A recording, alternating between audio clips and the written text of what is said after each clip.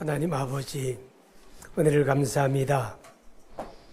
복된 날 주심을 감사드리며 하나님의 권속들이 하나님 앞에 준비된 예물을 드립니다. 물질에 많고 적음을 떠나 하나님을 공개하는 믿음으로 하나님의 만유의 주가 되심을 고백하며 은혜를 깨달아 감사함으로 준비하여 드리오니 아버지의 귀한 예물 연락해 주시며 이 예물이 주님 나라에 합당하게 쓰여지기를 원합니다. 믿음으로 구별하여 드리는 손길이 복되기를 바라며 가정과 삶이 복되기를 원합니다. 하나님 토요일에 결혼식 하는 가정에 은혜 주시고 하나님 행복한 결혼식 되게 하시며 초상을 당한 가정에 하나님의 위로가 있기를 원합니다. 병중에 입원한 환자들에게 우리 하나님의 돌보심과 그 은혜의 손길로 어루만짐이 있어 강건케 하시기를 간절히 원합니다. 마음에 무거운 문제를 안고 답답한 심정으로 하나님을 앙망하는 사랑하는 교우들 하나님의 말씀 듣고 기도하며 찬양하는 가운데 하나님 문제 해결을 보게 하시고 하나님의 쳐나가는 지혜와 능력과 힘을 허락하여 주옵소서. 예수님 이름으로 기도합니다. 아멘.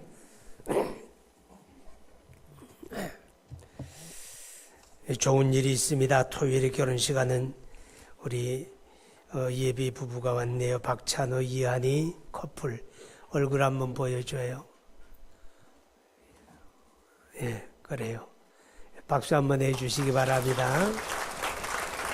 예, 많이 가셔서 결혼식 축하해 주시기 바라고, 또 우리 박대규 님도 중국에서 들어오셨네요. 감사해요. 좋은 일도 있었습니다. 좋은 일은 결혼하는 과정이 있어 좋고, 오늘 가족송을 하나님 앞에 드린 우리 어영경, 김희정 가정의 그 아들 우리 어서영 군이 이번 회사에서 해외 주재원으로 나가게 됩니다.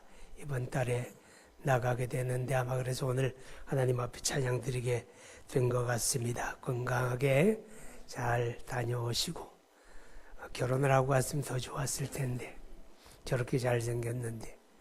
우리 김희정 집사님이 저를 처음 만났을 때 그때가 바로 그 딸이 오늘 우리 오윤성 씨가 늘 봉사하는데 그때만 해요.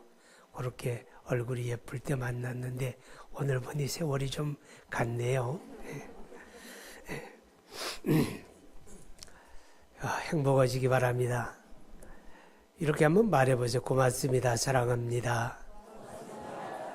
아니, 옆 사람한테 허라는 게 아니에요. 스스로 한번 해보라는 거예요. 이 5월달이요, 젊은 자녀들에게는 참 부담스러운 달이라 그래요. 아래로는 어린이주일, 어린이날 있어서 아이들이 또 그냥 얼마나 선물을 기다립니까? 놀아줘야 하고, 선물 사줘야 하고, 또 어버이날이 있어가지고, 또 친가 부모님, 또 처가 부모님 다 찾아뵙고 그래야 하잖아요. 사실 오늘 같은 날 주일은 이 오후 찬양 예배를 모이지 않는 게 좋아요. 그래서 이 젊은 사람들이 좀 이렇게 처가 어른들도 찾아뵙고 친가 어른들도 찾아뵙는, 그래서 가족의 날로 이렇게 삼는 게 참 좋은데 그리하지 못했네요. 자, 그런데 중요한 건 뭐 얼마의 선물을 드리는 게 아니라 진정한 마음을 담은 고맙습니다, 사랑합니다 하는 그 말 한마디가 중요하다 하는 거죠. 그렇게 생각하세요? 그거보다 더 고마운 게 없잖아요. 그렇죠?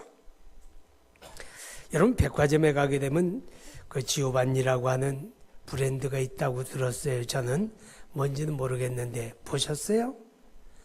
네, 모르시는구나. 그래요. 가급적 백화점 끊으세요. 근데 이 지오반니라고 하는 사람이 있는데 20세기에 이탈리아의 아주 유명한 작가였고 또 소설평론가로 활동을 많이 했던 분입니다. 이분이 철저한 무신론자였습니다. 하나님을 적극적으로 부정하던 사람인데 이 사람이 어느 날 이제 그리스도를 영접하고 믿음을 가진 이후에 아주 신앙의 작품을 많이 씁니다.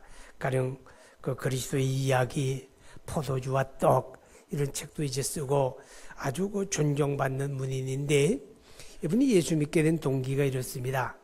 젊은 날 중한 병이 들어가지고 이제 병원에서 더 이상 의사가 할 게 없다. 이제 죽기만을 기다려야 한다. 이렇게 됐습니다. 희망이 사라진 것만큼 고통스러운 게 없잖아요. 그때에 어떤 사람이 지나가는 이야기로 이 지오반니의 어머니한테 이런 이야기를 합니다. 저럴 때는 인육을 먹이면 산대는데 그랬습니다. 인육이 뭔지 아세요? 그런 게 있어요. 근데 사람이 인육을 어디서 구합니까? 구할 데가 없잖아요. 그런데 참 자식을 살려야 되겠다고 하는 그런 마음으로 확신도 없으면서 무지한 줄 알지만, 그래서 어머니가 자기 허벅지에 살을 오려냅니다.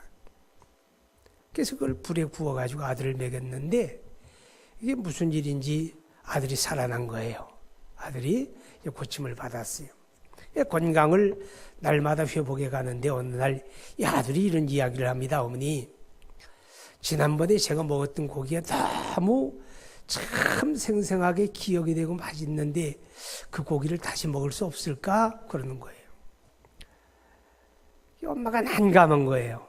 거기다 이제 사실을 이야기해 주려니 너무 아들이 충격받을 것 같고, 어떻게 하면 좋을까? 어떻게 하면 좋을까? 고민하다가 엄마가 이제 다시 다른 쪽 다리 허벅지에 살을 오립니다. 근데 그만 동맥을 건드려가지고 피가 철철 흘러넘치고 막 기절해 쓰러져 버리고 말았어요. 근데 이 아들 지오반니가 쓰러진 엄마를 발견하지요. 그리고 이제 그제서야 그동안에 어떤 일이 있었는가 하는 사실을 확인하게 된 겁니다. 물론 이제 엄마는 살았어요. 아주 다행스럽게 이제 살았는데, 엄마의 병상 옆에 아들 지오반니가 무릎을 꿇고 이야기합니다. 엄마 잘못했어요. 왜 그렇게까지 하셨어요? 제가 뭐라고? 저 같은 게 뭐라고? 그럽니다. 그때 이제 엄마가 아들에게 이런 이야기합니다. 아들아, 나는 비록 죄 많은 몸이다. 죄 많은 몸으로 내가 너를 위해 희생했고 너를 살렸는데 우리 하나님의 사랑은 비교할 수 없는 거란다. 죄 없는 독생자 예수 그리스도가 이 땅에 오셨고 그 십자가에서 피 흘리고 살을 찢고 죽음으로 우리 모두를 죄와 멸망에서 구원했단다. 바라건대 나는 내가 예수 믿고 구원받는 것 밖에는 더 이상 바랄 게 없다. 그렇게 이야기합니다. 이 지오반니 파핀이라고 하는 아들이 그 순간 충격과 더불어 감동을 받고 그리스도를 영접합니다. 그리고서 훌륭한 신앙인으로 이탈리아의 20세기 문단을 이끌었다고 하는 그런 이야기입니다. 여러분, 이 이야기를 들으면서 여러분 마음속에 부모에게 자녀라고 하는 건 어떤 의미일까? 그런 생각 한번 해보시지 않습니까? 자녀가 뭐길래? 도대체 자녀가 뭐길래 자기 목숨을, 자기 몸을 희생할 수 있을까라고 하는 것입니다. 연세 높으신 어르신들이 모인 자리에 가게 되면 대화의 공통점이 딱 두 가지입니다. 하나는 건강에 대한 겁니다. 여기 아프고 저기 아프고 허리 아프고 다리 아프고, 그런데 그 몸에 좋은 약이 뭐고 뭐를 먹으니 좋고, 그런 이야기 많이 합니다. 왜? 연세가 높아지니까 뭐 아픈 것밖에 남는 게 없잖아요. 두 번째 공통된 대화의 주제가 자식 자랑입니다. 우리 아들이 어떻고 우리 며느리가 어떻고 딸이 어떻고 사위가 어떻고 자랑합니다. 그럼 질세라 속상하지만 우리 자식은 그렇지 않지만 자존심 상해서 없는 자식이라도 만들어가지고 없는 자랑거리라도 상상을 해서라도 안 지겠다고 자랑을 합니다. 자녀를 자랑하는 그 부모를 보면서 부모에게 자식은 어떤 의미일까를 생각합니다. 자기 분신이죠. 부정할래야 부정할 수가 없고 분리될 수가 없는 자기 분신.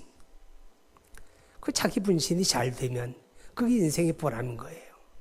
이게 바로 부모에게 자식이라고 하는 것입니다. 자, 자, 여러분, 이렇게 소중한 자녀들에게 여러분 하나님의 복을 물려줄 수 있는 그런 부모가 되어지기를 바랍니다. 어린 자녀들을 양육하는 부모들은 대개 다 교육에 올인합니다. 요즘 무슨 초등학교부터 명문 따지고 뭘 따진다 그래요. 지내놓고 보면 아무것도 아닌데 참 웃기는 일이잖아요. 초등학교 때 그냥 잘 뛰어놀고 건강하면 되는 거예요. 그래서 오직 대학 보내고 좋은 대학 보내기를 희망합니다. 여러분, 대학 가는 거 중요합니다. 그리고 좋은 대학 가는 거 중요합니다. 그거 부정할 수 없어요. 왜냐하면 우리 사회 각계각층의 지도자들이 거기서 나오잖아요. 그러니까 하나님을 믿는 우리 그리스도인들도 자녀가 잘 되어서 기왕이면 우리 사회 각계각층을 이끌어가는 지도자가 된다면 더없이 보람 있는 일이잖아요. 그래서 우리가 그런 목적을 가지고 자녀들 공부 잘하는 것도 우리가 중요하게 여겨야 합니다. 그렇지만 그게 다는 아니잖아요. 우리가 그렇게 원한다고 다 그렇게 되는 게 아니잖아요. 더 중요한 게 있는데 그 더 중요한 게 뭐냐? 하나님의 복을 물려주는 겁니다. 하나님의 복을 물려받을 수 있는 그런 자녀로 양육하고 키워내는 게 더 중요하다는 겁니다. 왜 그런지 아세요? 하나님의 복을 물려받는 자녀는 두 가지 보장을 받습니다. 하나는요, 행복의 보장을 받습니다. 그 길이 잘 되게 돼 있는 거예요. 아멘. 부모가 자식을 잘 되게 할 수는 없어요. 그러나 하나님의 복을 물려받으면 잘 되는 거예요. 두 번째는 하나님의 복을 물려받는 자녀는 사람다움을 지니게 됩니다. 여러분, 공부 잘했다고 사람 되든가요? 우리 사회에 큰 해악을 끼치는 사람들 다 공부 못해서 그렇습니까? 아니에요.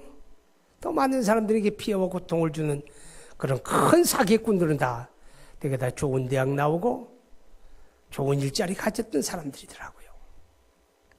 사람 되게 하는 게 하나님의 복입니다. 아멘. 오늘 성경은 우리 자녀들에게 하나님의 복을 물려주기 위해서 부모가 해야 할 일들을 이야기합니다. 그 중에 하나가 뭐냐? 아비들아, 너희 자녀를 노엽게 하지 말고 그랬습니다. 자식을 노엽게 하지 말라 그 말입니다. 여러분, 자녀를 노엽게 한다는 말의 의미가 뭡니까? 노엽게 한 게 이런 겁니다. 언행의 일치를 이루지 않을 때 부모가 말과 행동이 다를 때 자녀들은 그 부모를 존경하는 게 아니라 반감을 갖게 되고 역효과를 가져오게 된다 그 말이죠. 어려운 일입니다. 사람이 세상을 살면서 어떻게 그렇게 언행일치를 이루고 사는 사람 얼마나 되겠습니까? 그러나 적어도 부모는 자녀들에게 말과 행동의 일치를 보이는 게 자녀들 성장에 아주 중요하다 하는 것을 우리는 기억해야 합니다.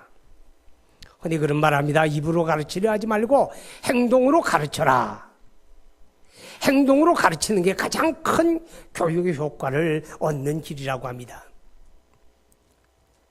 우리 입으로는 잘 말하는데 행동이 따라지지 않으면 자녀를 노엽게 하는 겁니다. 술 먹지 마. 자기는 그렇게 이야기하면서 자신은 허구한 날 술에 절어서 산다면 무슨 교육 효과가 있겠습니까? 너 담배 피지 마! 하면서 자기는 안방에 앉아 담배 피면 어떻게 되겠습니까? 지금은 세상을 떠나셨는데 저희 아버지가 70의 세상을 떠나셨어요. 시골교회 장로로 섬기다가 가셨는데 밑에 동생이 이제 고등학교 다닐 때 어느 날 보니까 담배를 피는 거예요. 아버지가 불러놓고 너 담배 피지 마라. 그래요. 학생이 무슨 담배야. 말 듣나요? 안 듣죠. 언젠가 보니 또 담배 피는 게 보이는 거예요. 아버지가 이제 아들을 불러놓고 이렇게 이야기합니다. 얘야, 나하고 약속 하나 하자. 무슨 약속이요? 이제 애비가 담배 끊을 테니 너도 담배 피지 마. 아니, 아버지가 평생 피워온 담배를 끊겠다는데 아들이 안 돼요 할 수 없잖아요. 약속했어요. 손가락 걸고 약속했어요. 아버지가 예수 안 믿을 때예요. 근데 아들하고 약속 딱 하고 담배 끊어버린 거예요. 참 놀라워요. 평생 피우던 담배를 딱 끊어버렸어요. 그러니까 아들도 어쩔 수 없이 담배를 피지 아니하게 되었습니다. 자녀를 노엽게 하는 것은 부모가 언행일치를 이루지 않을 때 자식을 노엽게 한다 하는 것입니다. 자녀를 노엽게 하는 것 가운데 또 하나는 부모가 불성실하게 생활할 때 자녀를 노엽게 하게 됩니다. 일하는 것도 아니고 안 하는 것도 아니고 일하는 날보다 노는 날이 많고 그리고 또 집에 들어오면 큰 소리만 빵빵 치고 남을 부리려고만 하고 그럼 자녀가 부모를 존경하지 않습니다. 우리가 부하게 살든 가난하게 살든 그건 차치하고라도 부모는 성실한 삶의 모범을 보여야지요. 가정에서도 성실해야 돼요. 지금이야 뭐 남자 여자가 따로 있습니까? 다 같이 경제활동하고 일하는데 남자도 집에 들어오게 되면 가사도 쏟고 청소도 하고 함께 성실한 모습을 보여야 돼요. 가정생활에 충실하고 성실한 모습을 보일 때 그 자녀들이 그거 보고 배워서 또 새 가정 이룰 때 그렇게 성실한 가정생활 하게 되는 거죠.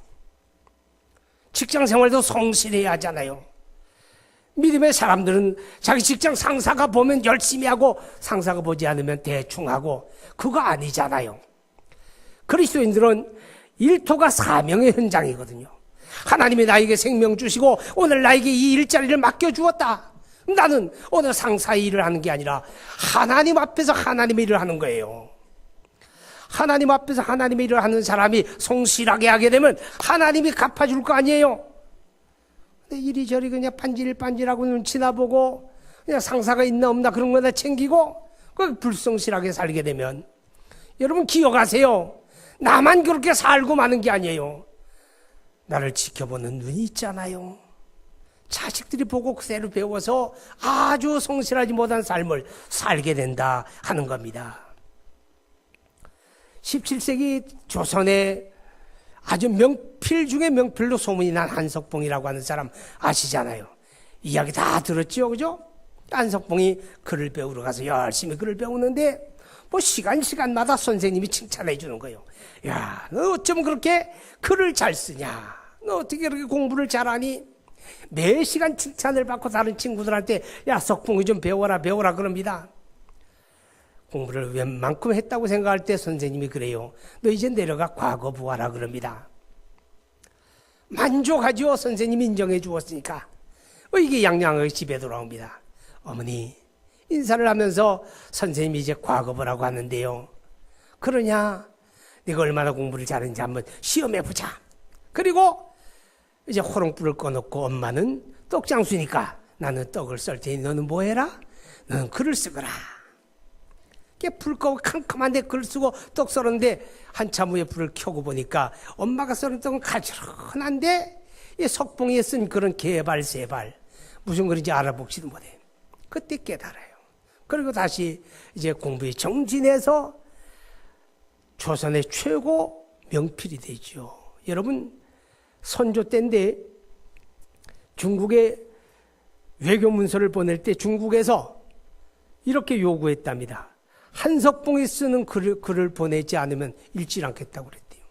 그러니까 모든 외교 문서를 한석봉이 필체로 썼대요. 한석봉이. 높은 벼슬을 한 사람은 아니에요. 기껏해야 군수관계 전문인데 모든 외교 문서를 한석봉의 필로 작성을 해야만 중국 정부가 그걸 귀하게 여겼고 받아들였다 할 정도로 명필 중에 명필이 됩니다. 성실한 부모 밑에 성실한 자식이 자라나게 된다 하는 것이죠. 특별히 자녀를 노엽게 하는 것 가운데 가장 중요한 것은 신앙의 이중성입니다. 예배당 가게 되면 교회 가게 되면 그렇게 점잖은 우리 아버지, 그렇게 친절하고 상냥한 우리 엄마인데 집에만 들어오면 돌변을 하는 거예요. 다른 모습, 이중적인 얼굴을 하고 살아가면 자녀들이 그 부모를 바라보면서 노여워하는 것 정도가 아니라 그 부모가 고백하는 신앙까지도 강하게 거부감을 갖게 된다 그 말이죠. 그러니까 우리가 이중적이 아닐 수는 없어요. 그렇지만 두 얼굴을 가지고 살지 맙시다. 예배당에서 보여진 모습이 가정에서도 보여주고, 아멘, 꾸며지지 않는 모습, 그래야 우리가 성숙해 가는 거예요. 자, 그 다음에 우리 자녀들에게 하나님의 복을 물려주기 위해서 자녀를 어렵게 하지 말라. 또 주의 교훈과 주의 교훈으로 가르치라. 교훈, 이 무슨 말인가 하면 하나님의 말씀으로 가르쳐서 자녀가 신앙인으로 자라게 하라 그 말이에요. 여러분, 하나님의 복을 주시는 대상은 뭐 공부 잘했다고 하나님의 복 주는 거 아니잖아요. 그 집안 배경이 어떻다고 복 주는 거 절대 아닙니다. 하나님이 기뻐하시는 사람을 복 주세요. 아멘. 하나님이 기뻐하는 사람이 누구냐?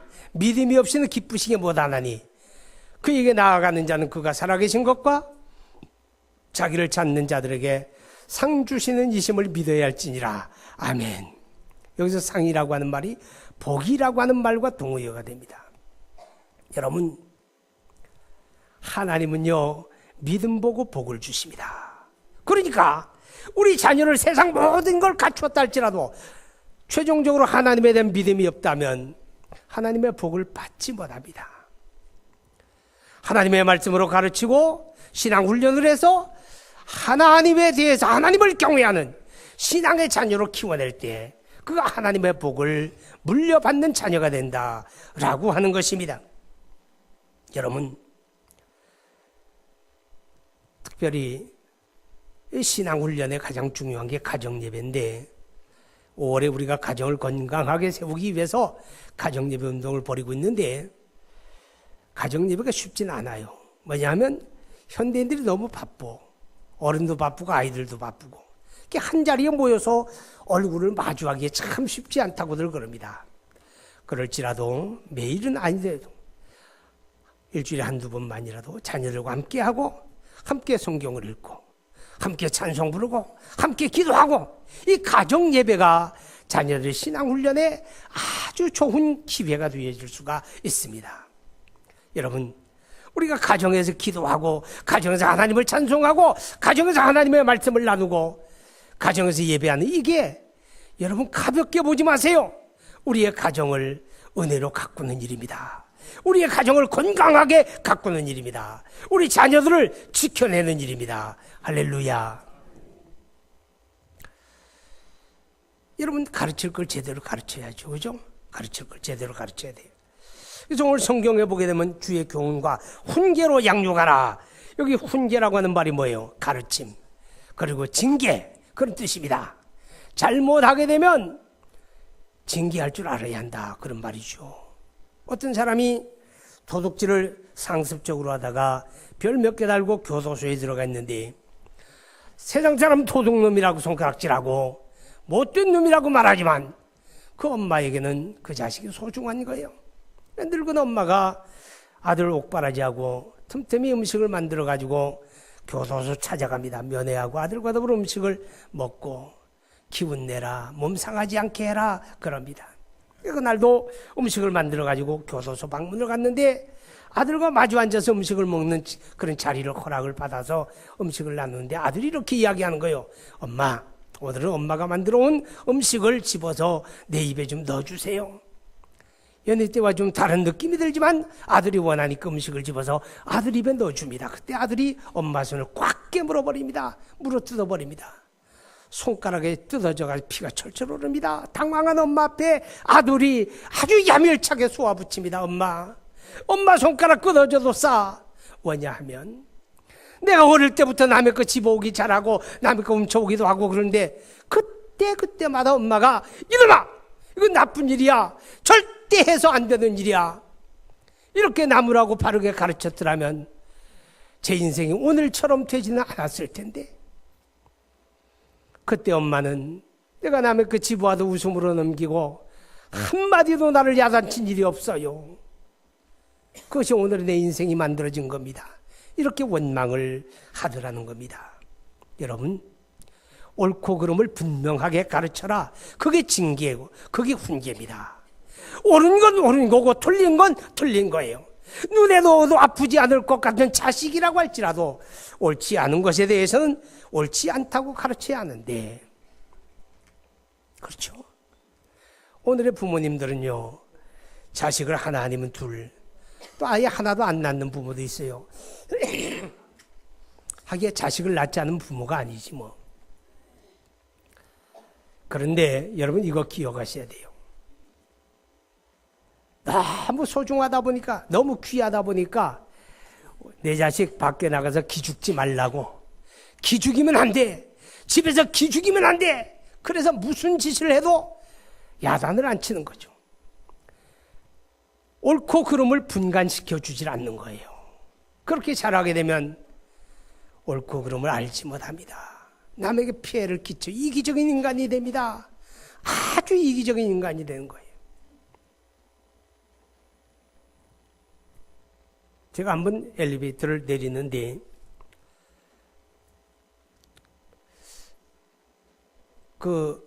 한번 할머니가 그런 경험이 있어요. 엘리베이터 문이 탁 열리는데 내릴 사람이 지금 한 두세 사람이 있는데 내리는데 내리기도 전에 할머니가 막 비집고 타버리는 거예요.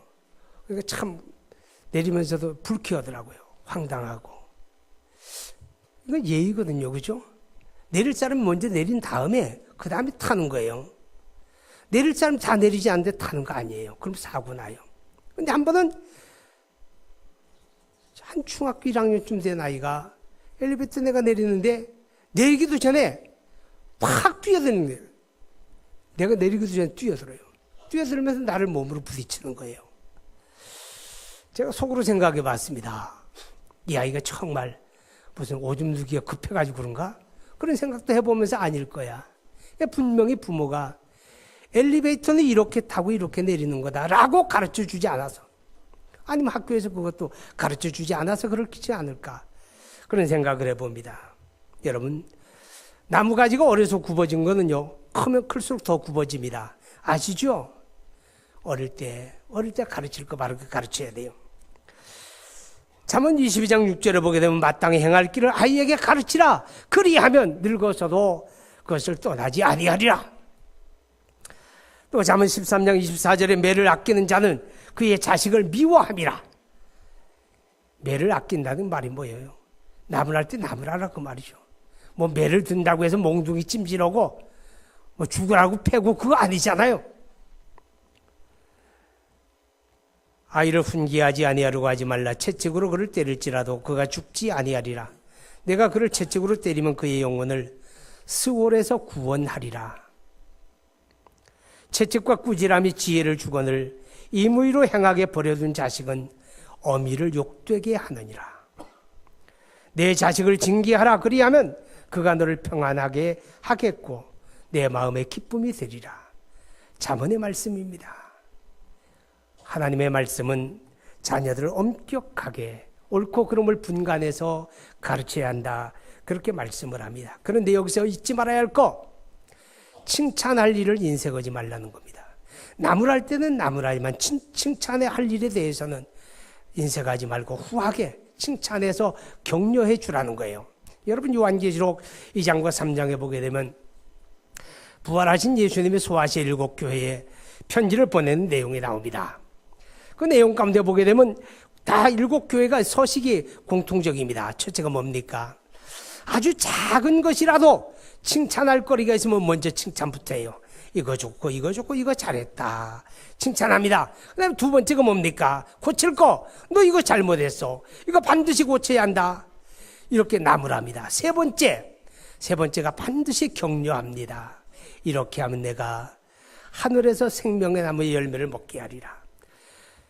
칭찬과 책망과 격려, 이 세 가지가 똑같이 7교회 똑같은 서식으로 반복이 됩니다. 우리 자녀들이 잘할 때는 잘한다고 칭찬해 주어야 합니다. 그래야 격려가 돼서 더 잘하잖아요. 여러분, 그 동물을 훈련시키는 조련사들 보게 되면 대개 다 이제 동물들이 좋아하는 어떤 먹을거리를 이렇게 가지고 있습니다. 그리고 뭐 처음엔 이렇게 호루라기 불어요. 그럼 뛰어오라 그래. 뛰어오면 뛰어오면 이렇게 먹여주는 거예요. 그럼 또 신호를 해서 또 갔다 오게 해요. 오면 또 먹여줘요.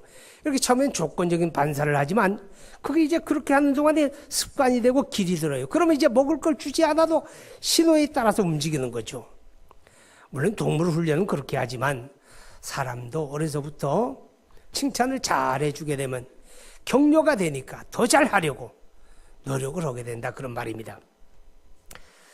자, 그리고 자녀를 하나님의 복을 물려주려면 이 부모 공경하라고 하는 약속 있는 첫 계명을 분명하게 가르쳐야 합니다.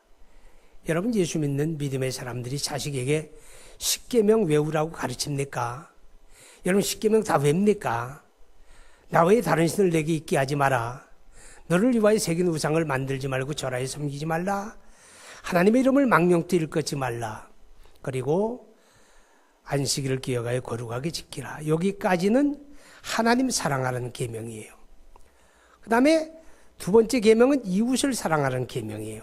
그 첫째가 내 부모를 공경하라는 거예요. 살인하지 말라, 거짓말하지 말라, 도둑질하지 말라, 이웃의 것을 탐내지 말라. 그 이웃 사랑이죠. 그런데 이웃을 사랑하라는 계명의 첫 계명이 부모를 공경하라, 그 말이에요. 첫 계명이. 이 말을 우리가 이웃을 사랑하는 첫걸음이 부모를 공경하는 데서 시작해야 한다, 그런 뜻이에요. 아멘? 근데 아멘 소리가 영 안 들리네요. 이웃을 사랑하는 첫걸음이 부모를 존중하고 부모를 사랑하고 부모를 소중하게 여기는 데서 시작이 돼야 돼요.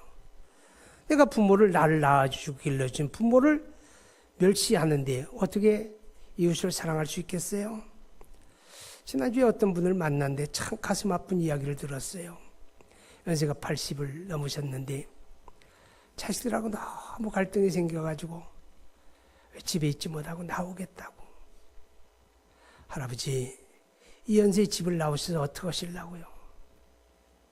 그래도 어쩔 수가 없다고. 내가 미칠 것 같다고. 내가 사람 대접 못 받는다고 그러시더라고요. 여러분, 부모를 소중하게 여기지 않는 마음으로 이웃을 사랑할 수 있을까요? 없습니다. 여러분, 사람이 자식이 부모를 공경하는 게 사람의 사람됨입니다. 동물도 자기 새끼 사랑합니다. 아시죠? 제가 어떤 텔레비전 프로그램 보니까 산에 등산로가 있는 사람들이 그 산꼭대기에 올라가면 개 한 마리 있어요. 이만한 개 한 마리가. 항상 산꼭대기에 올라온 사람들에게 먹을 걸 달라고 그래요. 막 꼬리 흔들면서 왕왕 짖으면서 사람들이 먹을 거 줘요. 그러면 그걸 물고 어딘가 막 도망가 버려요. 나중에 이제 방송국에서 그걸 추적을 해보니까 어느 바위 틈에 새끼를 낳은 거예요. 개가 산속에서 새끼를 낳아서 키우는데 그걸 애미가 그냥 구걸을 해다가 자기 새끼 먹이잖아요. 동물도 자기 새끼 사랑해요. 그죠? 소중하게 해요. 근데 동물이 못하는 게 있습니다. 동물이 못하는 게 뭔지 아세요? 자식이 부모 공경은 못해요. 동물은 없어요. 동물의 세계는 자식이 부모를 공경하는 게 없어요. 오직 사람만이 자식이 부모를 공경합니다. 이게 동물과 다른 거예요. 그러면 자식이 부모를 소중하게 여기는 게 사람됨의 근본이다, 그런 이유가 되는 겁니다. 여러분, 하나님의 약속이 있습니다. 내 부모를 주 안에 공경하라. 그리하면 내가 땅에서 잘되고 장수하리라. 잘되기 원합니까? 잘되기 원합니까? 하나님의 약속이잖아요. 하나님이 언제 거짓말하는 거 보셨어요? 하나님이 언제 이랬다는 거 보셨어요? 약속이 있잖아요. 내가 잘되고 장수하리라. 아멘. 믿음으로 붙잡으시기 바랍니다. 자녀에게 그걸 가르치라고 말이에요. 십계명을 가르치고 부모 공경하는 거, 부모 소중히 여기는 거, 그걸 가르쳐야 하는 거예요. 전혀 가르치지 않다가 시집가고 장가간 다음에 섭섭하다고, 부모 몰라본다고 그런 소리 하지 말고 어려서부터 십계명 가르치고 부모 공경하는 거 가르치고 거기 하나님의 약속이 있는 거 가르치고 약속이 있는 첫 계명 바르게 가르쳐야 돼요. 왜 하나님이 다른 계명에는 그런 약속을 붙여주지 않았는데 왜 부모를 공경하라는 말씀에 하나님의 약속을 붙여주었을까? 여러분 생각해 본 적 있어요? 저절로 잘하는 거면 하나님의 약속을 붙이질 않아요. 그죠?